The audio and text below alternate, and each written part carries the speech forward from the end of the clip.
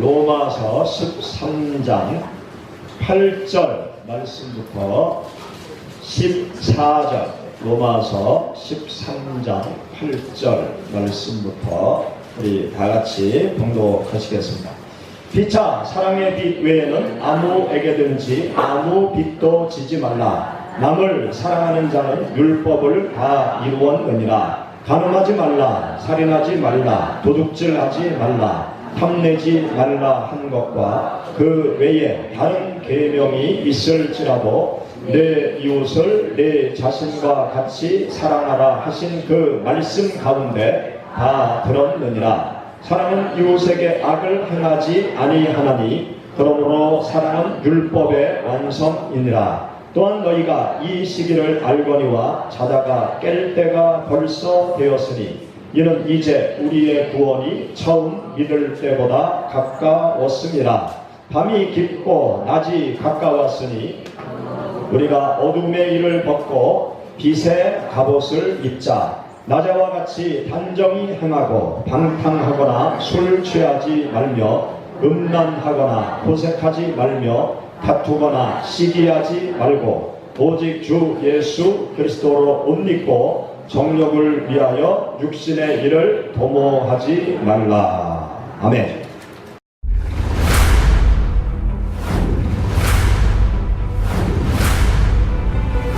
소각성을 같이 먹을 정도로 운동하자.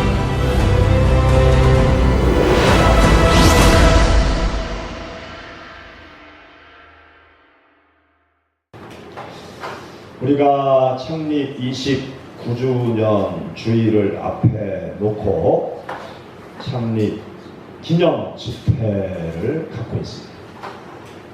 주제를 우리의 나갈 길이라는 주제로 우리 시원교회가 또 우리 성도들이 앞으로 어떤 길로 가야 될지에 대해서 여러분들과 함께 말씀을 통해서 은혜를 나누고 있습니다. 우리가 신앙의 길을 걸어갈 때, 또 교회가 앞으로 나아갈 때 어디로 가야 될지 이것을 중간중간에 늘 점검하면서 방향을 올바로 찾아가야 합니다. 그렇지 않으면 엉뚱한 곳으로 가게 되죠. 그래서 우리가 수시로 점검을 해야 돼요. 내가 지금 어디에 서 있는지, 내가 지금 어디로 가는지 이 방향을 늘 점검하면서 가야 제대로 하나님께서 기뻐하시는 길로 나아갈 수가 있습니다. 지난 1월에 독일에 집회를 갔다가 독일에 있는 선교사님의 안내로 어디를 갔었는가 하면 제가 가고 싶어 한 곳이 있었어요. 어딘가는 폴란드의 아이슈비츠 그 수용소. 2차 세계대전 때 그 나치 독일군들이 유대인 600만을 학살시켰다는 그 장소, 거기에 꼭 가보고 싶었어요. 그래서 선교사님한테 제가 부탁을 했더니 거기가 먼데요.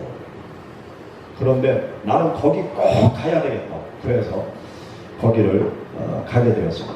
거기를 가는데 오스트리아에서 이제 폴란드까지 가는 거예요.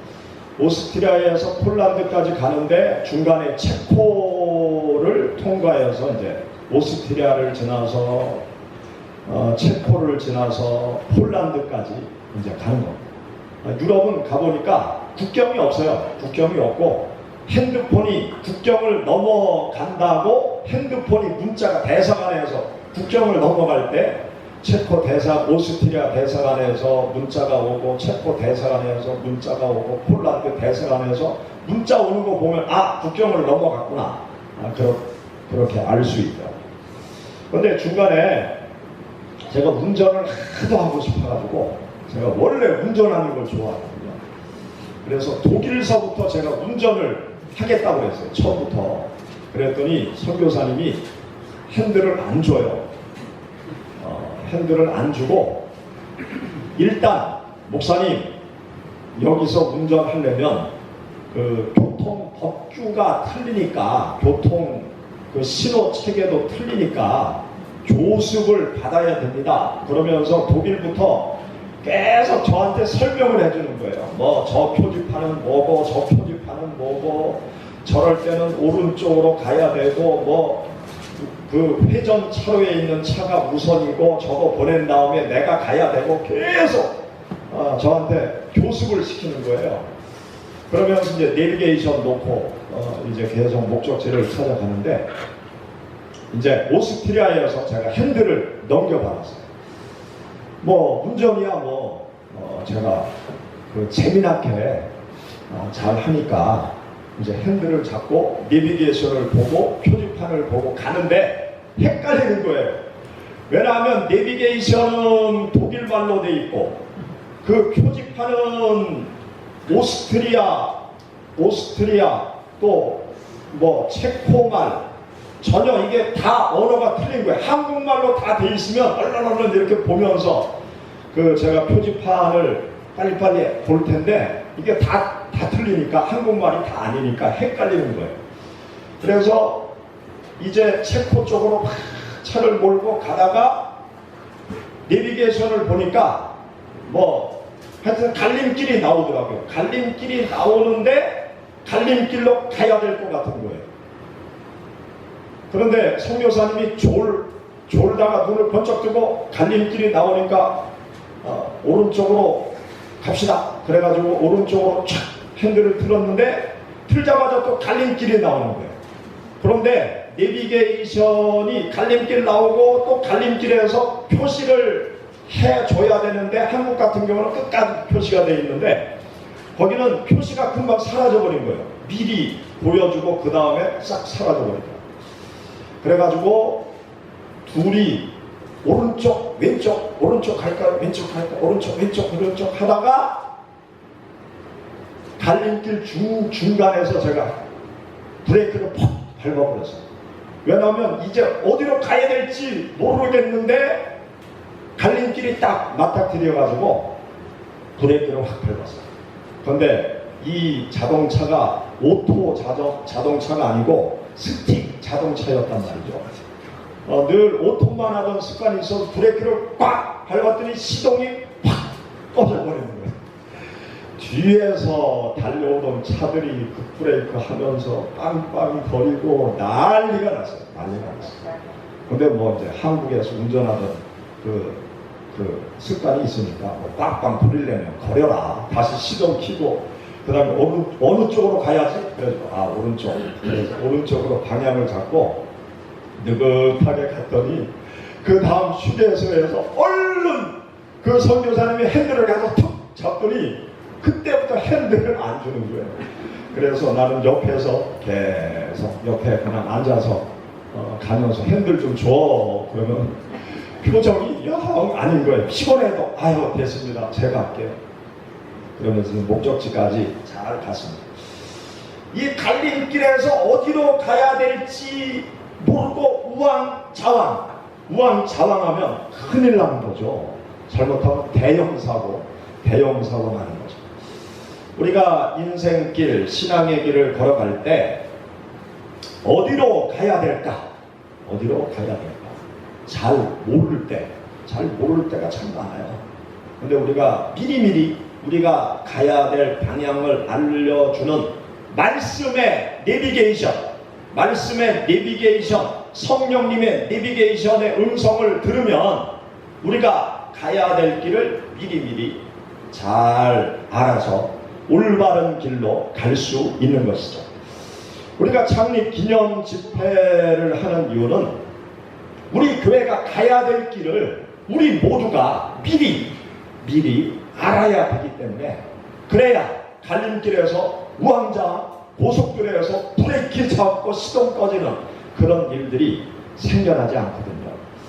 그래서 여러분들과 같이 우리가 가야 될 길이 어딘지 그것을 말씀을 통해서 살펴보고자 우리가 창립 기념 집회를 갖고 있습니다. 요즘 방송에 보도되는 내용 중에 참 예수 믿는 사람들의 낯을 뜨겁게 만드는 그런 사건들, 세상 사람들로부터 비판의 표적이 되는 그런 사건들이 왕왕 벌어지고 있죠. 그리스도인들의 도덕성, 윤리성에 문제가 생기는 사건, 그래서 비판의 도마 위에 오르는 그러한 일들이 많이 생겨나고 있습니다. 딸을 구타해서 숨지게 한 사건. 그런데 독일에 가서 유학한 목사요, 신학교 교수요, 목회를 하고 있다는 목사부가 딸을 구타해서 죽은 그 시신을 방에 이불로 덮어놓고 한참을 보냈다는, 와, 그런 얘기 들으니까 그 정신병자 아닌가. 뭐 세상 사람들이 정신병자라고 그렇게 생각하면서 그 사람들을 덮어주겠어요. 야, 목사가 그런다, 뭐 신학교 교수가 그런다, 예수 믿는 사람이 그런다, 그럴 수 있냐, 교회 다녀도 하나님 믿어도 소용없다, 막 세상 사람들이 그러잖아요. 어디 가서 목사입니다 그렇게 말하기도 낯뜨거운 그런 일들이 얼마나 많이 생깁니까? 또 성도들의 부정부패 사건. 옛날에 김태정 법무장관 부인이 모피를 받았다 안 받았다, 그래서 그 김태정 법무부 장관 임명된 직후에 낙마를 했죠. 뭐 나중에 무죄로 판결을 받았다고 그러는데, 얼마나 그것 때문에 또 예수 믿는 사람이 부정부패에 연루돼서 되냐, 뇌물을 받아서 되냐, 예수 믿는 사람들이 그렇게 살아서 되냐, 뭐 그런 소리를 얼마나 많이 들었습니까? 이러한 일들이 우리 사회 속에서 너무나 많이 일어나는 거예요. 이러한 사건이 일어날 때 우리는 생각해 봐야 돼요. 어떻게 살아가야 되는지. 하나님께서 세상 사람들을 통해서 우리들에게 무엇을 말씀하고 계신지 우리가 생각해 봐야 돼요. 외국 목회자들이 한국 교회의 급성장한 모습을 보기 위해서 한국을 방문했습니다. 그리고 한국에서 가장 큰 교회 어딜까? 여의도 순복음교회. 조용기 목사님이 목회하던 시절 여의도 순복음교회, 한국에서 가장 크고 전 세계에서 가장 큰 교회 가보자. 그래서 외국 목회자들이 여의도 순복음교회를 방문했습니다. 예배 드리는 그 광경을 보고 입이 쫙 벌어지게 놀랐어요. 그리고 예배가 끝난 다음에 또 한 번 입이 쫙 벌어지도록 놀랐어요. 예배 끝나고 돌아갈 때의 부질서함, 그걸 보고 또 한 번 크게 놀랐어요. 예수 믿는 사람들이 이렇게 무질서한 흔적을 남기고 무질서하게 예배당을 빠져나갈 수 있을까? 도저히 상상이 안 돼서 또 한 번 놀랬다는 것이죠. 우리 한국 교회 성도들이 고쳐야 될 부분이 있습니다. 그것은 무엇인가 하면 신앙과 생활. 이 신앙과 생활이 분리되어져 있는 거예요. 교회와 삶이 분리되어져 있는 거예요. 교회에서의 모습과 집에 가서의 모습이 틀린 거예요. 교회에서의 모습과 직장에 가서의 모습이 틀린 거예요. 하나님을 찾을 때의 모습과 세상에서 일할 때의 모습이 다른 거예요. 이 신앙과 생활이 분리되어진 이 부분을 고쳐야 돼요. 생활 속에서, 삶 속에서 예수 그리스도 믿는 자의 모습을 보여주어야 되는 것이죠. 생활 속에서, 삶 속에서 예수 믿는 자다운 삶의 모습, 생활의 모습, 그 모습을 찾아보기 힘든 거예요. 세상 사람들이 우리를 볼 때 예수 믿는 사람이라는 것을 느낄 수 있는 주님의 향기를 바라야 되는 것이죠.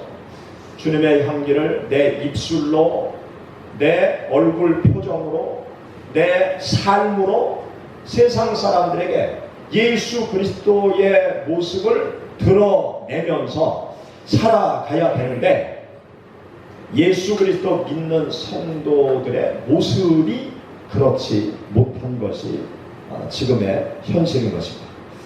지금까지 한국 교회의 신앙은 어떤 신앙이었는가 하면 축복을 향해서 달려오는 신앙이었어요. 하나님의 살아계심을 체험하는 그 신앙을 향해서 달려오는 신앙이었어요.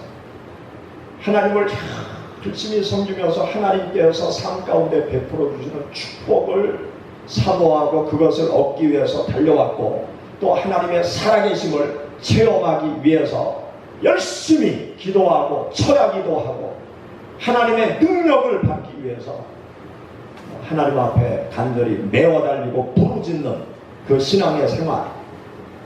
우리들의 삶이 너무나 고달프고 힘드니까 주님 빨리 오시옵소서, 주님의 재림을 사모하는 신앙. 그리고 내가 주님의 천국에 빨리 가야 되겠다, 천국을 사모하는 신앙. 그 신앙을 가지고 우리 한국 교회 성도들은 지금까지 달려왔습니다. 생각을 바꾸고 의식을 바꾸고 생활을 바꾸고 삶을 바꾸는 것, 이런 것에는 별로 신경을 쓰지 아니했습니다. 그러나 이제는요, 예수 그리스도를 믿는 우리 성도들이 예수님을 주인 삼고 예수님의 생각에 맞추는 우리들의 생각을 바꾸고 또 의식을 바꾸고 생활을 바꾸고 삶을 바꾸는 것에 우리 예수 그리스도 믿는 성도들이 신경을 써야 돼요. 내 생각을 바꾸기 위해서 하나님 앞에 기도하고, 내 의식을 바꾸기 위해서 하나님 앞에 기도하고, 나의 생활을 바꾸기 위해서 하나님 앞에 기도하고, 내 삶을 바꾸기 위해서 하나님의 말씀을 가까이 하고 기도하고 또 하나님께 예배를 드리고 하나님의 은혜를 구하는 그러한 신앙의 방향으로 우리들의 신앙생활의 열심을 그 방향에 쏟아가야 되는 것입니다. 우리 한국교회 성도들의 삶은요, 우리들의 사회생활과 크게 다르지 않았습니다. 지금의 모습도 마찬가지죠. 우리가 세상 속에 살고 있으니까 이 세상 속의 흐름에 나도 모르게 쫓아가고 있는 거예요.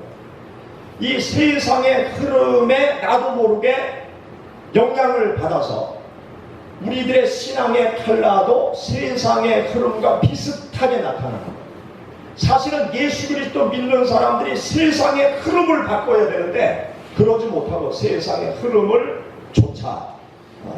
쫓아가는 그런 현상 속에서 세상의 흐름을 쫓아 우리 한국교회 성도들이 신앙생활을 해왔어요.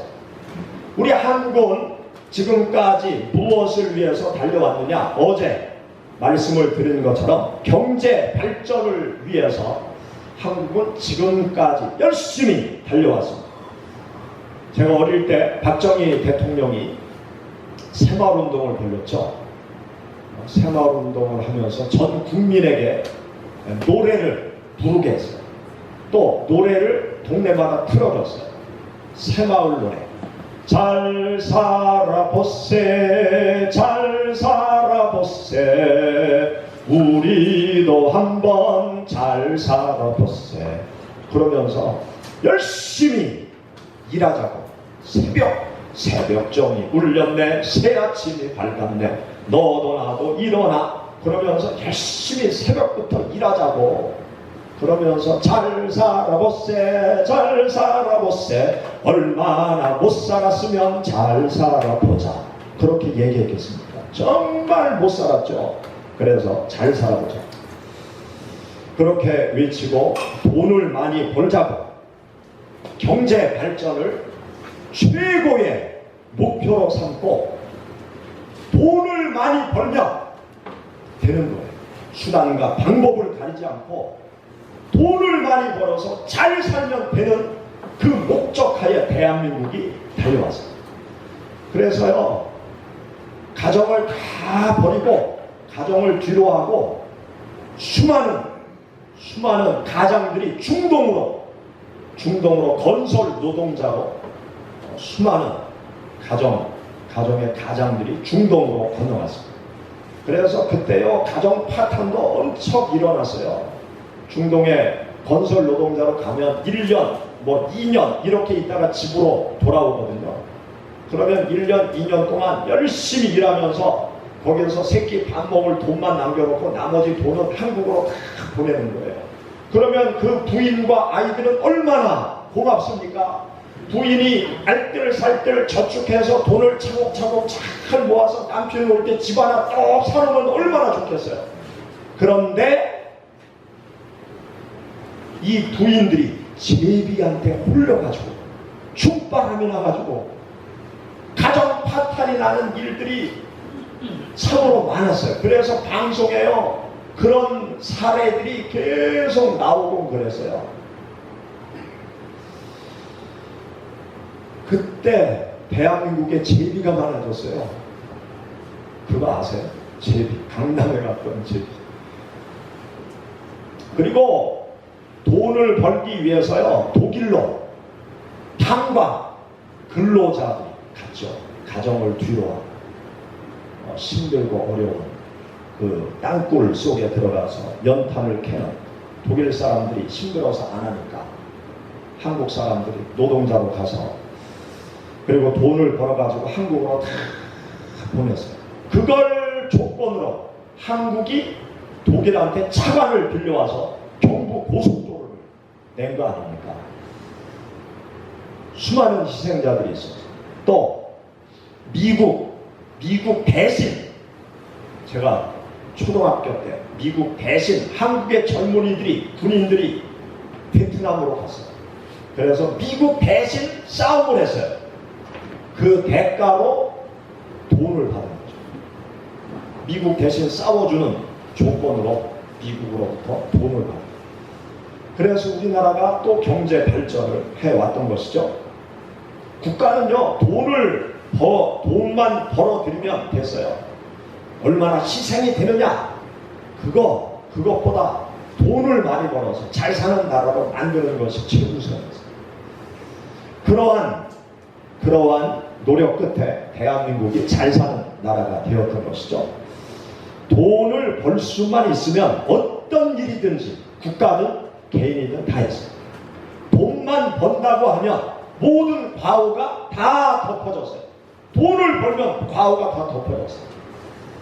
그래서 국가로부터 돈을 빌려가지고 국가의 도움을 받아서 우리나라 대기업들이 많은 돈을 벌어들였죠. 대기업들의 총수, 비자금 착복해도 돈을 많이 벌면 국가에서 눈 감아줬어요. 대충 국가에 돈 갖다 바치면 다 눈 감아줬어요.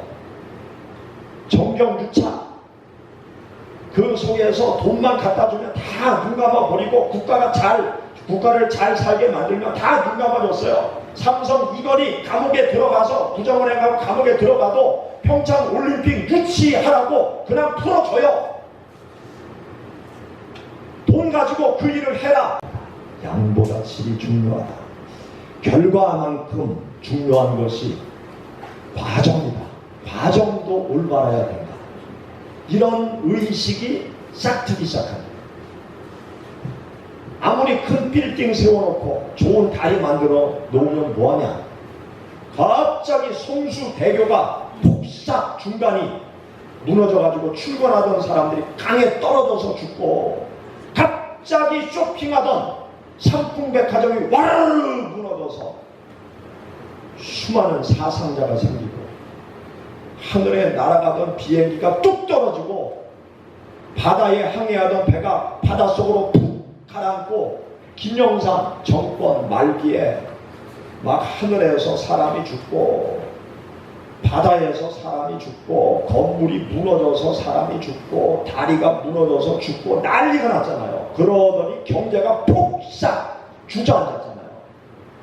그러면서 질이 중요하다, 과정이 중요하다, 그런 의식이 생겼죠. 그래서 우리나라가 IMF 이후에 경제 혼란 이후에 많이 변했어요. 변해도 정말 많이 변했어요. 고위공직자들의 도덕성, 윤리성, 이것을 중요하게 생각하죠. 그래서 고위공직자들이 본인의 군 문제, 자식의 군 문제 때문에 낙마되고 청문회 통과하지 못하는 그런 일들이 많이 생기잖아요. 옛날에는요, 그거 아무런 문제가 되지 않았어요. 군의 간놈이 멍청한 거지. 힘있고 돈 있는 사람들 다 군대 안 갔어요. 여러분 한번 고위공직자들 가만히 보세요. 다 병신이요. 고위공직자들은 한결같이 병신이요. 그 자식들도 병신이고. 아니 어떻게 한결같이 다 군대 안 가요? 뭐 허리가 아프다, 뭐 어디가 아프다, 다 병신이요. 근데 말짱하게 사회생활에 옛날엔 병신이었는데 죄송합니다 이렇게 표현을 해서. 근데 지금은 말짱해. 근데 요즘 다 그게 문제가 되잖아. 한국이 변한 거예요. 그래서 이회창 같은 사람 얼마나 훌륭한 사람이에요. 그런데 아들 병역 문제 때문에 대통령 거의 문턱까지 갔다가 못 됐잖아요. 노무현 대통령이 저 전방 가서 철책선 지키는 사진 하나 딱 내보내니까 이회창 끝나버렸죠. 우리나라가 바뀌어졌다고요. 변화되어졌어요. 또 위장전입, 자식들 좋은 학군에 보내기 위해서 거기 살지도 않는데 거기 산다고 주소만 이렇게 옮겨놓고 그 지역으로 자식들 학교 보낸 위장전입. 옛날에는 아무런 문제가 되지 않았어요. 그렇게 못하는 사람이 멍청한 거지. 그런데 요즘은 그런 것 때문에 고위공직자들 임명됐다가 못 되는 사람들이 많잖아요. 불법으로 재산 축적하는 일. 옛날에는 돈을 못 모으는 게 멍청한 거지. 근데 요즘은 정당하게 돈을 모아야 된다. 그렇게 한국 사회가 바뀌었잖아요. 사회가 윤리와 도덕성을 요구하는데 수준 높은 윤리와 도덕성을 요구하는 사회로 우리나라가 점점점 바뀌어지고 있는 거예요. 얼마 전에 김영란법 입법 예고가 됐죠. 김영란법이 입법 예고가 돼서 이제 여론 수렴 과정을 거쳐서 9월부터 김영란법이 시행됩니다. 김영란법이 뭐냐? 부정, 청탁금지법이에요. 금품 수수 방지법이에요. 공무원들, 공직자들이 돈 받지 말라는 거죠. 그게 김영란법의 요지예요. 그런데 대한민국의 수준이 어떤지 아십니까? 대통령이 뭐라고 그러는가 하면 김영란법은 너무 과하다. 그래서 한국의 경제 발전을 저해할 수 있다. 그렇게 박근혜 대통령이 얘기했어요. 그리고 국회의원들도 김영란법으로 말미암아 경기가 지금 활성화되는데 찬물을 끼얹는 거다. 국회의원들도 그렇게 말하고 있어요. 이게 대한민국의 수준이에요. 김영란법은 뭘 하자는 거냐? 부정부패를 완전히 근절시키자 이거예요. 그런데 적당한 부정부패를 대통령부터 국회의원들까지 그리고 상인들까지 적당한 부정부패가 있어야 대한민국 경제가 발전하니까 김영란법을 시행해서는 안 된다. 그거는 위헌이다. 지금 그렇게 난리를 치고 있는 거예요. 이게 대한민국의 현 주세입니다. 대한민국은요, 전 세계 이 부정부패 순위로 따지면요, 상위권에 있어요. 아직도 몰랐어요. 대한민국이 진정 튼튼하게 발전하려면 김영란법 이상의 법이 대한민국에서 통용돼요.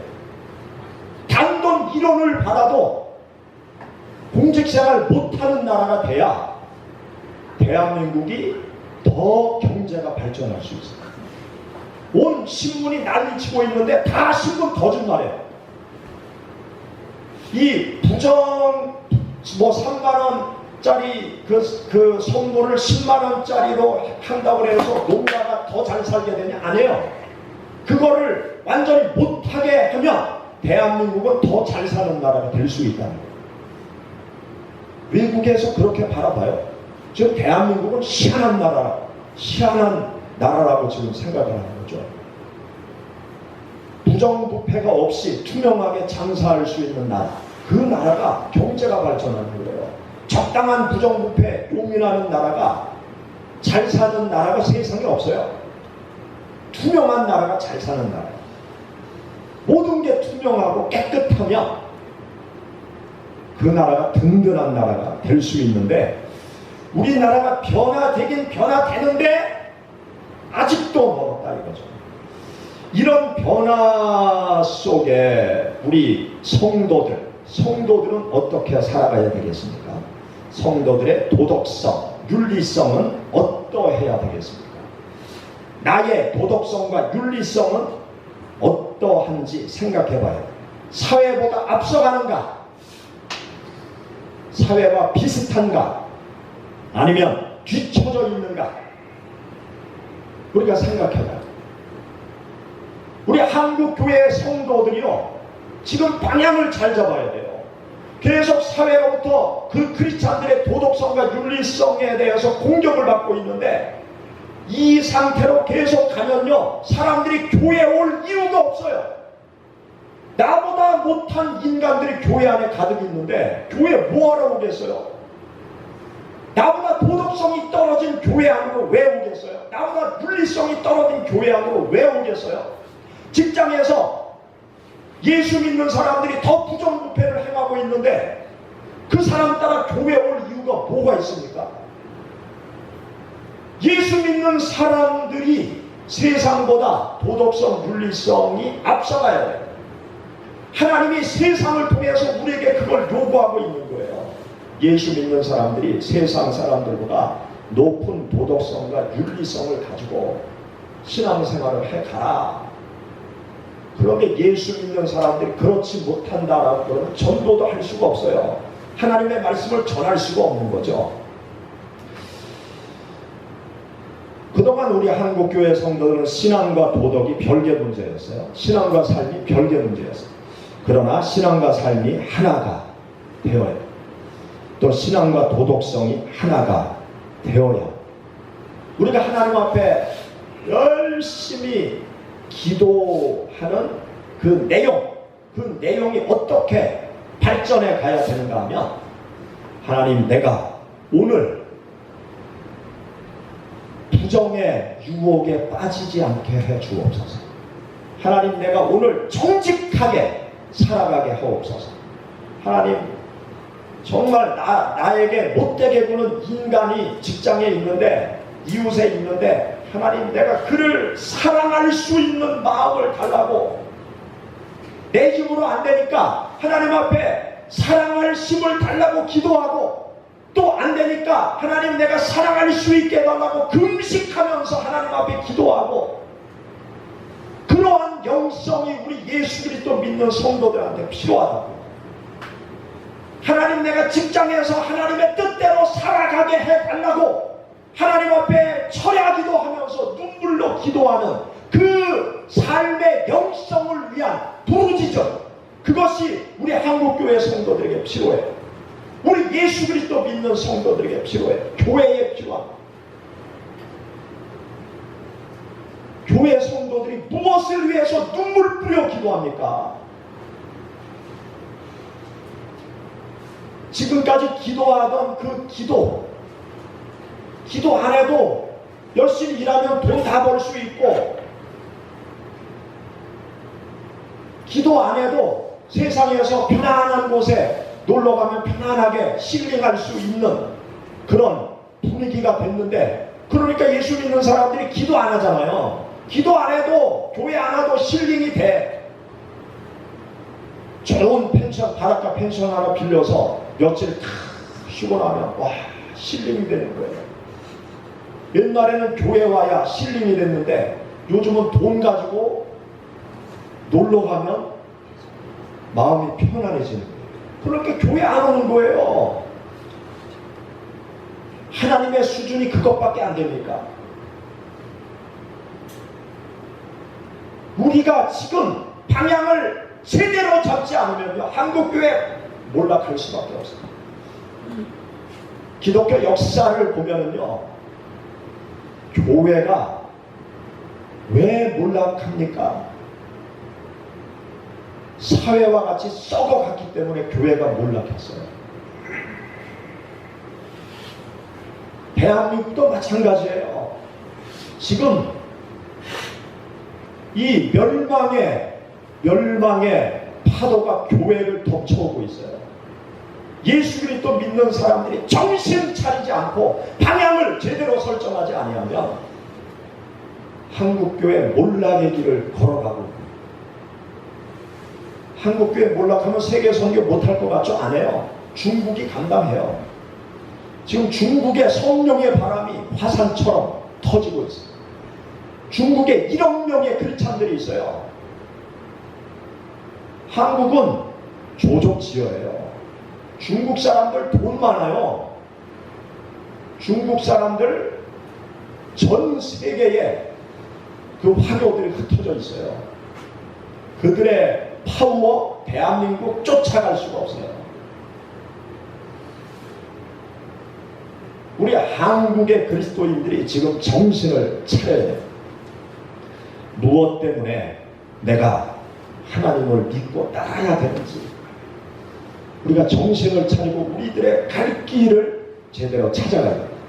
오늘 우리가 함께 읽은 본문 말씀 가운데 보면 여기 로마서 13장 13절 낮에와 같이 단정히 행하고 방탕하거나 술 취하지 말며 음란하거나 호색하지 말며 다투거나 시기하지 말며 오직 주 예수 그리스도로 옷 입고 정욕을 위하여 육신의 일을 도모하지 말라.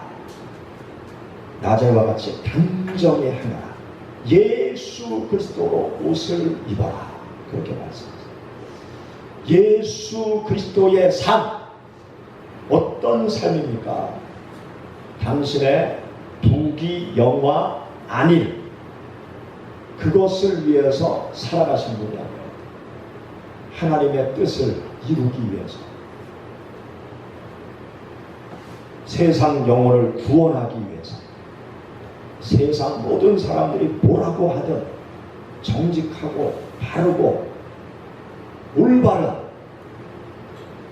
사랑을 실천하는 그 길을 걸어가신 분이 바로 예수 그리스도의 삶인 것입니다.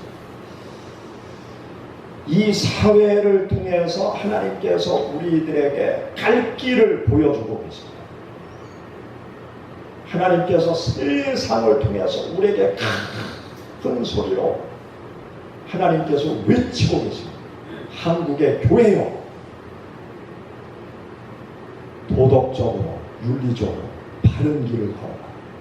그 일을 위해서 기도, 그 일을 위해서 희생도, 그 일을 위해서 섬기고, 그 일을 위해서 나를 죽이면서 그 길을 가라고 하나님께서 소리쳐 세상을 통하여 우리에게 말씀하시는 것을 우리 모두가 듣고, 여러분들이 또 우리 시온교회가 하나님께서 원하시는 세상에 영향력을 끼치는 삶을 우리 모두가 살아가야 될 줄 믿습니다.